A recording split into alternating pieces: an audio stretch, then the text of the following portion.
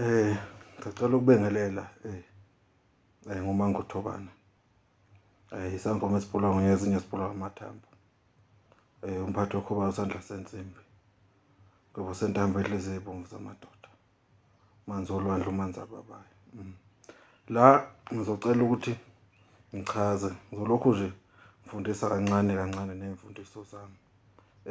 Uzothanda uzothatha. Ngizocela ukuthi kunemithi esithi masiyikha siyoyimba noma sigaya noma sithenga noma sinikeza abantu eyingozi engangeni ekhaya. Ngizokhuluma ngalo muthi nje lo olula. Umabusane. Umabusane umuthi othi uma ubuka udelelekile. Kodwa loya muthi loyana uyingozi kakhulu. Uwumuthi othi uma ungena ekhaya awungeni isinoma kanjani ngoba la ufika khona wona ufike ufuna ukuphatha. Ufike ufuna ukubusa.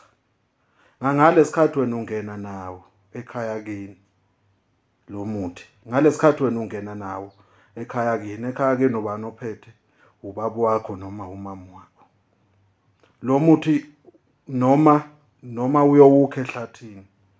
Lo muthi uhlale uwodwa.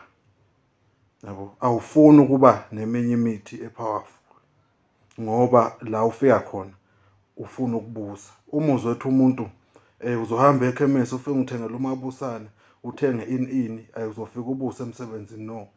La ngizochaza imithi, ngichaze, ngikhulise, ngifundise nabanye abakusebenzisayo abangakwazi. Umabusane umuthi olula, umuthi othi mawubuka ukuthi hayi lokho akunankinga. Kanti uyabulala futhi. Yabo, sengiqonda ukusho uthena nazi inyanga azithi mazu uma uthengile noma umbile uthena amandla. Yabo, kunosiko othenwa ngawo amandla ukuthi ukuthi mawungena ekhaya ungafiki ufuna ukubusa ekhaya. Yabo, lokhu ngizolokhu ngikukhulisa kancane kancane. Lo muthi ngiyawazi umuthi nje udayisayo emakhemesi wonke uyatholakala. Kodwa imiphumela yawo ayikho mihle uma ungalazi usiko lawo. Yikho ngithi ngizolokhu ngifundisa kancane, ngikhulisa kancane. Mangothobane ke lo. Siyathokoza.